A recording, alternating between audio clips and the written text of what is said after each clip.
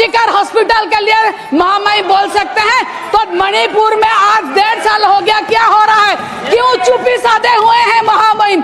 आज संभल में जो हो रहा है, क्यों चुप्पी साधे हुए हैं महामहिम?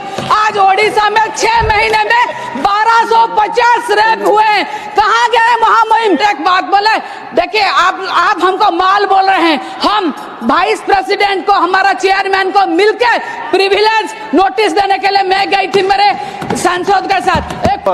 मैं तो जय श्री जगन्नाथ। मेरे लीडर नवीन पटनायक जी जो मुझे ये बोलने के लिए यहाँ पर भेजा गए हैं, मैं टाइम नहीं है, 4 मिनट का मुझे समय है, मैं डायरेक्ट मुद्दे पे आती हूँ। मैं एक कोट अनकोट बोल रही हूँ। 1998 में एनडीए की सरकार थी, सरकार चल रही थी, लेकिन कुछ लोगों को हम नहीं तो कोई नहीं, ये जो एक परिवार का खेल चल रहा है, अटल जी के सरकार को अस्थिर करने के लिए खेले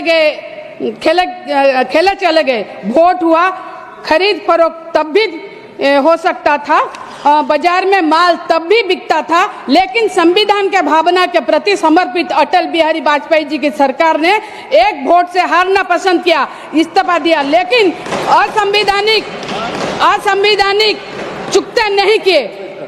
मुझे यहाँ पर अटल जी को मैं यहाँ नमन करती हूँ, ये संविधान को नमन करती हूँ, एक गृह के हाउस का मैं नमन करती हूँ, मगर मुझे एतराज है माननीय प्रधानमंत्री जब ये बात बोले लोकसभा में कि हम माल है। माल कौन है मैडम? माल कौन है? हम लोग एमपीज है। अटल जी को हम नमन इसीलिए करते थे क्योंकि वो हमको एमपी समझते थे, इसीलिए एक वोट से हारना सही समझे, मगर खरीदारी नहीं की। आज हम लोगों को माल बोला जा रहा है, मुझे एतराज है माल से, और सारे एमपीज को माल बोलने के लिए क्या रखा हुआ है, ये सही नहीं है। मुझे खरीदारी में बिक्री खरीद से भी मुझे एतराज है। मैं एक बात बोलूंगी, आप माननीय प्रधानमंत्री जी ने ये जो बोला, इसमें मुझे बहुत दुख हुआ मैडम, बहुत ही ज्यादा दुख हुआ। ये वो भी बोले कि हमारा इतिहास है, ये हमारी संस्कार है, ये हमारी परंपरा है। आज कहाँ गए ये सब, ये संस्कार, ये परंपरा, ये बातें? मैं इसीलिए बोली मुझे एतराज है क्योंकि आज हमारी पार्टी से जो इस्तीफा दे रहे हैं, आप उनको ले रहे हैं। आप ही के हिसाब से जो माल है वही बिकते हैं, हम नहीं बिकेंगे, बिकॉज हम एमपीज है, हम कोई भी एमपीज है जो हम नहीं बिकेंगे। इसीलिए मैं बोल रही हूँ, मुझे ये जो बात बोला गया है लोकसभा में, इसको नहीं है। और एक बात है मैडम, आरजीकर मैडम देखिए, महामहिम राष्ट्रपति ओडिशा की लड़की है, और महामहिम राष्ट्रपति जी ने जब आरजीकर मेडिकल के रेप केस में अपनी व्यथा व्यक्त की, तो हम सब जब आरजीकर हॉस्पिटल के लिए महामहिम बोल सकते हैं, तो मणिपुर में आज 1.5 साल हो गया, क्या हो रहा है? क्यों चुप्पी साधे हुए हैं महामहिम? आज संभल में जो हो रहा है, क्यों चुप्पी साधे हुए हैं महामहिम? आज ओडिशा में 6 महीने में 1250 रेप हुए हैं, कहाँ गए महामहिम? वो क्यों चुप है?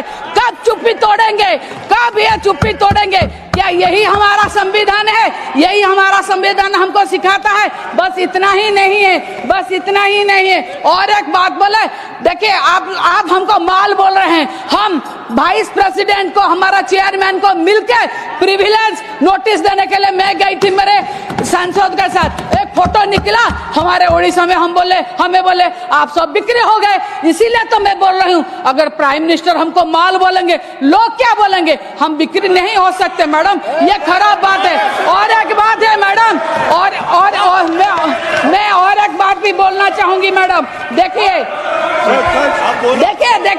आप ना नहीं आप ऐसे बोल सकते हैं, मगर मैं एक बात बोलूंगी, ओडिशा में लेजिस्लेटिव असेंबली के स्पीकर और डेप्यूटी स्पीकर जाके भारतीय जनता पार्टी की पार्टी ऑफिस में पीएम के साथ फोटो ले रहे हैं। ये है संविधान की धज्जियां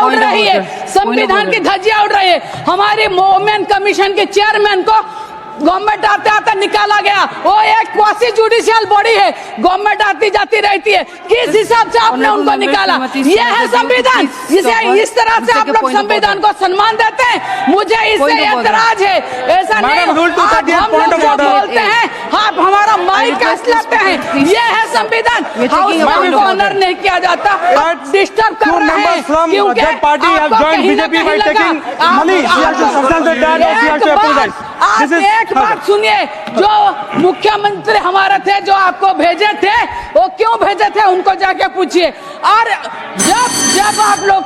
जब आप सुनिए, जब आप लोग बोल रहे हैं कि नीति और नैतिकता के बाद आपका नीति और नैतिकता कहाँ गया? जब आप किसी पार्टी को तोड़ के फिर ले रहे हैं और बोल रहे हैं नीति और नैतिकता और संविधान के बाद, कहाँ है संविधान? संविधान बहुत किताब रह गया है।